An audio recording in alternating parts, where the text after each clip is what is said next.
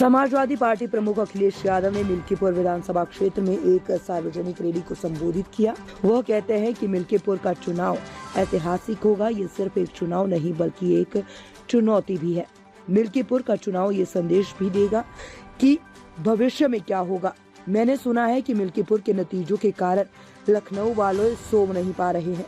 जब से उन्होंने अयोध्या खोई है, बीजेपी के लोग सो नहीं पा रहे हैं। ये चुनाव, मिल्कीपुर का चुनाव ऐतिहासिक चुनाव होने जा रहा है। यहाँ पर जितने लोग हैं वो सब जानते होंगे कि देश में और खासकर उत्तर प्रदेश में एक ही चुनाव हो रहा है।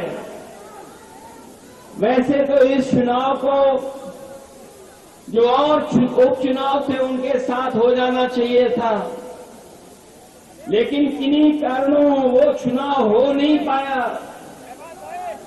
जिस समय 10 चुनाव होते तो आपका मिल्कीपुर का भी चुनाव हो जाता, लेकिन बीजेपी ने जानबूझ करके चुनाव नहीं होने दिया।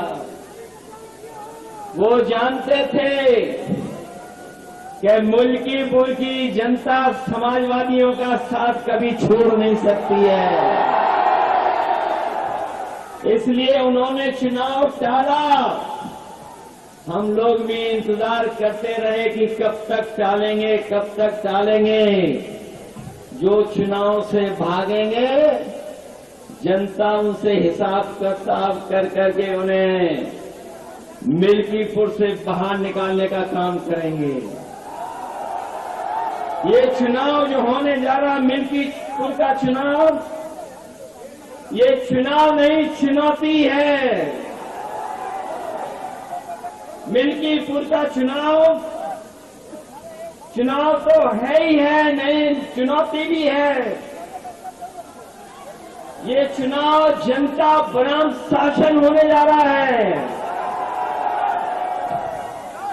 ये चुनाव मतदाताओं में और प्रशासन के बीच में चुनाव होने जा रहा है। ये चुनाव न केवल अभी के परिणाम का संदेश होगा, बल्कि आने वाले समय में राजनीति की क्या दिशा हो उसका भी परिणाम हो, उसका भी संदेश मिल्कीपुर से जाने वाला है। मैं तो आज अपने कार्यकर्ता नेताओं से और मिल्कीपुर की जनता से आज मिलने आया हूं, लेकिन कई लोग गिनती कर करके बता रहे थे कि मिल्कीपुर के परिणाम की वजह से लखनऊ वालों को नींद नहीं आ रही है। वैसे तो जब से अयोध्या हारे हैं भारतीय जनता पार्टी के लोग सो नहीं पा रहे हैं। जब एक करवट लेकर के सोने की कोशिश करते हैं तो उन्हें उत्तर प्रदेश की हार याद आ जाती है,